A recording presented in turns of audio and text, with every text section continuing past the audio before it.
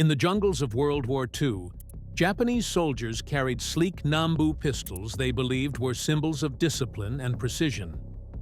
But when the fighting closed to arm's length, they faced something far deadlier: the Colt 45. Its deep, thunderous bark echoed through the night, cutting through the noise, the fear, and the charge of oncoming men. Word spread fast across the island. One shot from that pistol could stop anything. This is the story of how the Japanese came to fear the Colt 45, and why its legend still echoes today. Stay tuned and make sure to subscribe so you don't miss what comes next. When the first wave of Marines landed on Guadalcanal in 1942, few of them thought the Colt 45 would matter. It was heavy, old, and looked more like something a cop would carry than a frontline weapon. The real business, they thought, was done with rifles, bayonets, and machine guns. The Japanese, meanwhile, came ashore believing in the power of spirit and speed. They trusted their own sidearm, the sleek Type 14 Nambu, lightweight, elegant, and a badge of their martial pride. To them, the Colt 45 looked clumsy, too large for a man who moved fast and fought up close. But war has a cruel way of exposing what truly works. The jungle of Guadalcanal didn't care about appearances. The air was thick with humidity, rifles jammed, and machine guns choked on mud and sweat. Fights weren't fought over distance. They were fought over inches. Men didn't have time to reload or unjam a rifle when a bayonet flashed 3 feet away. And that's when the Colt 45, mocked and dismissed, found its purpose. The pistol wasn't built for ceremony. It was built to end a fight instantly. The first time Japanese raiders broke through the wire around Henderson Field, the trenches erupted into chaos. Grenades hissed, machine guns sputtered, and visibility dropped to nothing. A Marine squad leader, pinned under fire, dropped his jammed rifle and pulled the pistol from his hip. The weapon felt like a brick, solid and certain. He fired once. The shot cracked louder than anything else in that dark. The man charging him collapsed mid-step. Another came forward, shouting. 2 more shots. Silence. That moment spread through the ranks like wildfire. Marines began to whisper that the Colt wasn't a relic. It was survival. The Japanese, who had believed their own pistols were symbols of superiority, now faced an enemy whose sidearm could end a charge before it began. Every night after, the sound of that pistol became a warning. It wasn't just a weapon anymore. It was a promise that the line would hold. The jungle didn't respect tradition, and neither did the Colt 45. It respected only one thing: what could survive the night. The fear of the Colt 45 didn't start with superstition. It started with physics. On paper, the American pistol fired a .45 caliber round at only moderate speed, but its heavy bullet hit with terrifying force. At close range, the effect was immediate and absolute. It didn't matter if a man was charging, screaming, or high on adrenaline. The moment that slug connected, it stopped him cold. The Colt wasn't elegant, but it was honest. In a world where weapons jammed, misfired, and failed under rain and mud, the Colt 45 always seemed to work. And that reliability became something even deadlier than raw power. It became psychological. The Japanese Type 14 Nambu, by contrast, looked like a masterpiece of engineering. Its long barrel and light frame made it comfortable to carry. Officers loved its balance and sleek profile. But in the jungles of the South Pacific, looks meant nothing. The Nambu fired an 8mm round that lacked the stopping power needed to put down a determined Marine. Reports from the front revealed a chilling pattern. Japanese soldiers would empty half a magazine into an American and watch in disbelief as he kept coming. Even when they scored hits, their opponents often didn't fall immediately. The Colt's round, on the other hand, was merciless. It tore through heavy cloth, bone, and muscle, with a weight that made the Nambu's shots feel like pebbles. Marines noticed the difference right away. In close combat, the first man to land a shot often won, and the Colt made sure that man was them. The pistol's recoil was harsh, but its simplicity made it perfect for the Pacific's chaos. It had no fragile parts, no hidden springs that clogged or corroded. You could drag it through the muck, rinse it in a puddle, and it would still fire. The Nambu's safety, placed awkwardly on the back of the frame, required both hands to operate, a design flaw that became deadly when seconds mattered.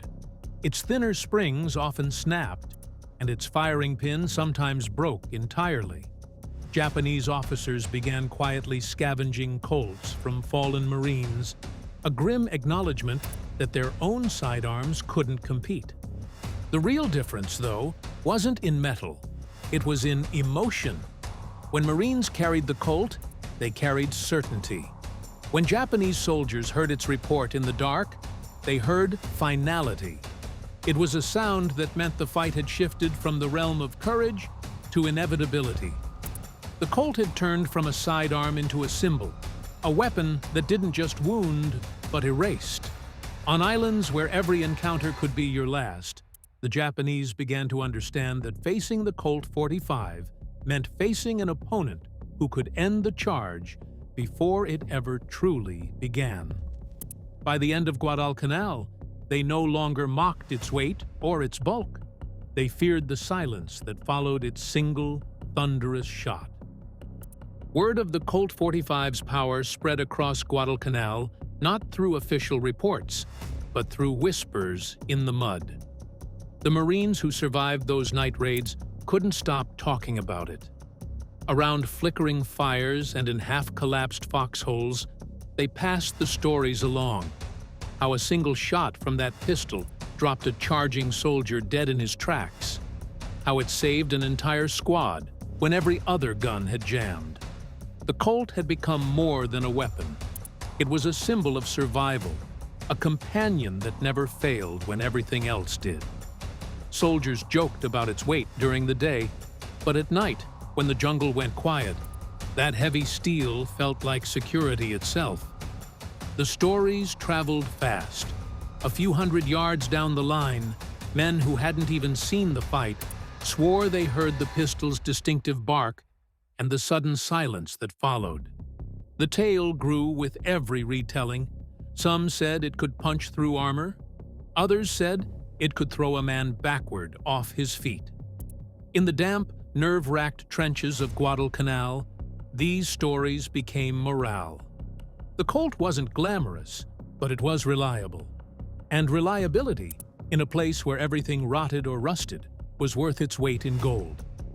Meanwhile, those same stories reached the Japanese through captured prisoners and terrified survivors. The enemy began to associate that deep, echoing gunshot with death. One Japanese sergeant, in a diary later found by Marines, described the pistol as a beast that kills with one roar. His men, he wrote, called it the short rifle of the devil. The name stuck. As weeks turned to months, Japanese raiding parties began approaching Marine positions more cautiously, throwing grenades from farther away, delaying their charges. The Colt had become more than a weapon. It was a psychological barrier. The strange thing was, the fear existed on both sides. For the Marines, the Colt was a lifeline, but it was also a reminder of just how close the fighting had become. If you were down to your pistol, it meant the enemy was nearly on top of you. The gun's legend was built on desperation, on moments when survival was measured in inches. And yet, that was exactly why men trusted it. The Colt didn't promise glory or victory. It promised one more breath, one more heartbeat, one more sunrise. It was the last word in every argument the jungle tried to make, and everyone, friend and foe alike, knew what it meant when that word was spoken. To understand why the Japanese came to fear the Colt 45, you have to step into their boots, their mindset, their culture, and their pride. Before the Pacific War erupted, the Japanese military trained its men to believe that courage was stronger than any bullet. Their code, rooted in Bushido, taught that victory came from spirit, not steel. A warrior who charged without hesitation was considered unstoppable. Weapons were extensions of that spirit, not tools to rely on. The Type 14 Nambu pistol embodied that philosophy. Elegant, precise, and light. It wasn't designed for chaos, it was designed for control. Officers carried it as a badge of honor, not as a lifeline. But Guadalcanal didn't honor tradition. The jungle didn't care about rank or ceremony. It respected only what worked. The first Japanese troops who faced the Colt 45 learned that lesson the hard way. Their Nambu pistols, so admired on the parade grounds of Tokyo, faltered under the suffocating humidity and filth of the island. The springs weakened, the safeties jammed, and their underpowered 8mm rounds barely slowed an enemy charging through adrenaline and fury. When the Colt barked, the effect was instant and horrifying. Men dropped where they stood, their bodies thrown backward by the force of impact. The survivors of those encounters began whispering to one another. They said the Americans had a weapon that could kill with one hit, a pistol that roared like thunder and never failed. Captured Japanese diaries and later testimonies revealed an unnerving pattern. One officer wrote, "We struck their line and saw flashes, short, low bursts. Our men fell. It was not a machine gun. It was something else." Another account from a surviving corporal described the panic during a night raid. "A sound like a cannon. One of our brave men fell with no cry. The others hesitated. That hesitation was the first crack in the myth of Japanese invincibility." The Colt didn't just wound, it humiliated their confidence.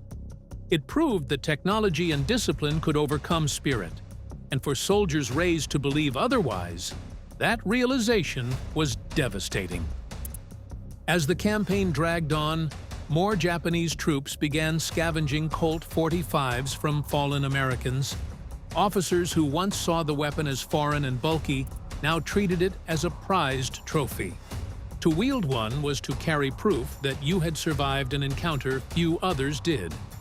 The irony wasn't lost on the Marines who found those same pistols on captured or fallen enemies. It was the ultimate admission of respect. Even the Imperial soldiers, bound by pride, couldn't deny the Colt's superiority when their lives depended on it. But the real terror didn't come from the pistol itself. It came from what it represented. Every time a Japanese patrol prepared to breach American lines, they did so with the memory of that sound lodged in their minds. The Colt became the punctuation mark of every failed assault. They feared the dark because it hid the Marine crouched behind sandbags, waiting to draw that weapon the second his rifle failed. It wasn't just a sidearm anymore. It was a symbol of inevitability. By the end of 1942, fear of the Colt had spread through Japanese ranks almost as fast as disease. The once celebrated Nambu had become a source of quiet shame. It was said that officers began instructing men to rely on grenades or bayonets rather than trust their sidearms. That kind of fear doesn't happen overnight. It grows from countless close-range encounters, from seeing comrades collapse mid-charge, and from realizing that bravery alone can't defeat physics. In those moments, the Colt 45 didn't just fire bullets, it shattered beliefs. It rewrote the rules of close combat, and in doing so, it earned something no American general could have ever ordered: the respect and the dread of the enemy. By the time October 1942 arrived, Guadalcanal had turned into a nightmare, that neither side could fully control. The Japanese launched relentless night raids on the American perimeter around Henderson Field, waves of screaming infantry charging through rain and barbed wire, trying to overwhelm the Marines by sheer force of will. Their commanders believed that momentum and terror could break the line. But night after night, those charges ended the same way, in chaos, in gunfire, and in the echo of that unmistakable sound, the deep bark of the Colt 45. For the Japanese, that sound became a signal of doom. The moment it cracked through the jungle noise, their momentum faltered. They had been trained to charge through rifle fire, to face machine guns head-on, but nothing prepared them for the sudden finality of the Colt. Unlike rifles that barked in bursts or machine guns that chattered in rhythm, the Colt's shot was singular, deliberate, and devastating. One moment a soldier was shouting his battle cry, the next he was gone. To the men behind him, that silence meant something had gone horribly wrong. It wasn't just death, it was erasure. Inside the Marine trenches, those same shots meant survival. The men around Henderson Field had come to understand the pattern of these attacks. They knew when the screaming began, when the wire started to shake, and when the first grenades arced through the darkness. They also knew that their rifles, wet and clogged, would only get off a few shots before jamming. When that happened, there was no time to panic. That's when the Colts came out. The Marines fired point blank, their muzzles inches from the faces of oncoming soldiers. The heavy .45 rounds tore through the humid air and into bodies that had been convinced spirit alone could carry them forward. Each night, raid was almost identical in structure, but the outcome was always the same. The Colt 45 became the last line of defense, the weapon that decided whether the line held or collapsed. Its mere presence gave Marines confidence. They knew that even if everything else failed, they still had something that would work.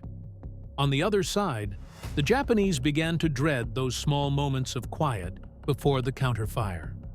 Survivors reported hearing the short, booming rhythm of pistols being fired in unison and realizing too late that their charge had failed again.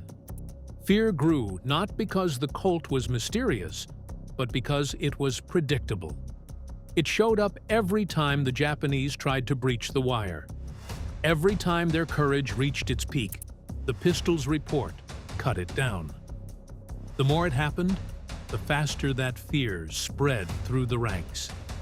Some units began hesitating at the wire, throwing grenades wildly before advancing, unsure if their weapons or their courage would be enough. In the humid blackness of Guadalcanal, the Colt 45 didn't just defend Henderson Field, it haunted it. It turned the jungle itself into a trap, one where sound alone could shatter resolve. By the end of those endless nights, the Japanese began to associate that heavy, echoing pistol shot with failure. It was no longer just a weapon, it was a message.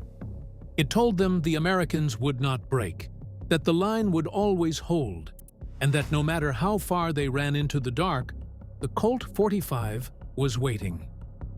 As the battle for Guadalcanal dragged into its later months, the fighting began to shift underground, into caves, ravines, and bunkers where the sun rarely reached.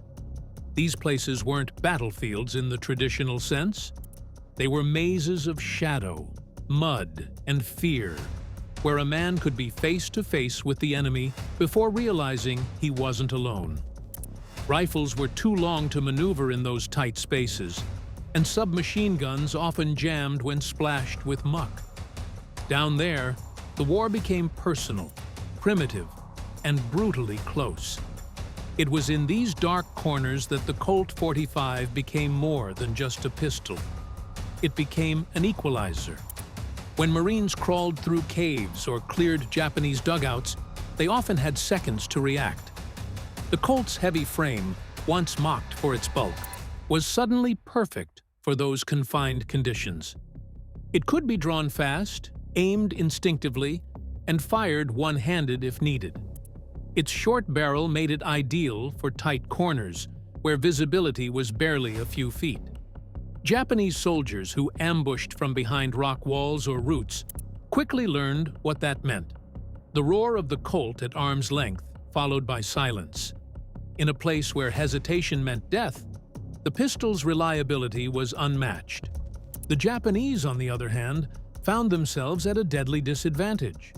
The Nambu's lighter spring mechanisms jammed easily when exposed to dust or moisture, and its weak round often failed to stop a Marine at such close range. More than one Japanese soldier emptied his pistol into an American, only to be cut down by a single return shot from the Colt. Those moments spread through the Japanese ranks like ghost stories, accounts of men who fought bravely but fell instantly, while their opponents seemed unstoppable. The myth of the invincible spirit began to erode under the reality of physics. In the tunnels of Guadalcanal, fear wasn't an emotion. It was an environment. Every echo, every drip of water, every metallic click could send adrenaline surging. And when that sound belonged to the Colt 45, it carried a specific weight. The Japanese began to recognize it instantly, a low, booming report that rolled through the narrow spaces like thunder in a cave. Survivors described how it felt to hear that sound closing in, each shot bringing the realization that escape was impossible. The Marines didn't think in terms of fear or respect. They thought in terms of survival. They moved methodically, clearing room by room, the Colt leading the way. Its big .45 slugs smashed through wooden barriers and ricocheted off rock, leaving no question as to its effectiveness.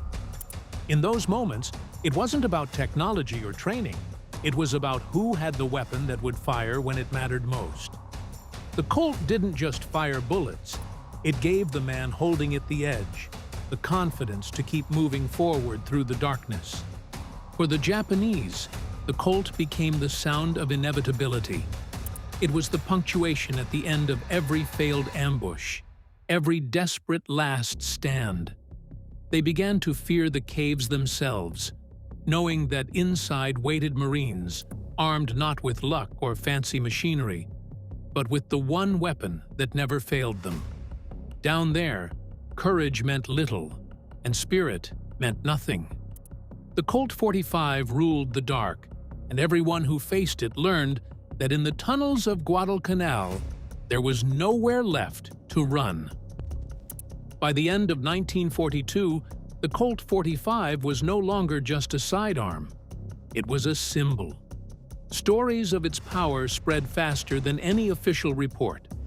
Marines told wild tales in muddy foxholes, how it could knock a man backward, blow through jungle trees, or fire even after being buried in mud.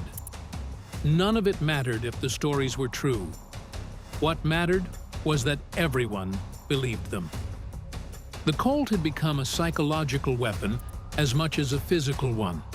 For the Japanese, that belief turned into dread.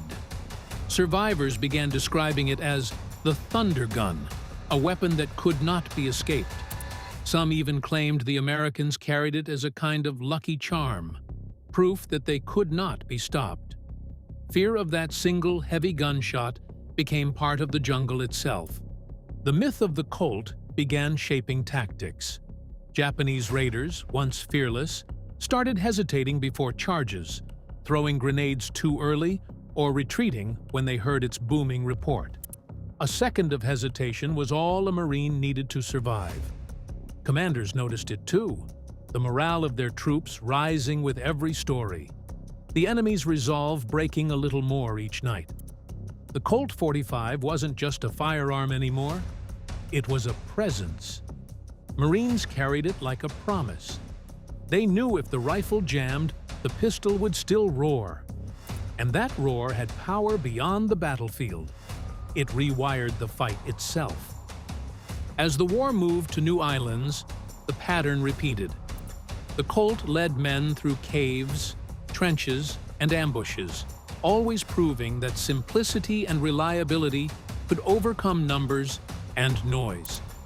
Japanese soldiers began to adapt, avoiding tight spaces, flooding tunnels before entering them, anything to escape the weapon that haunted their memories.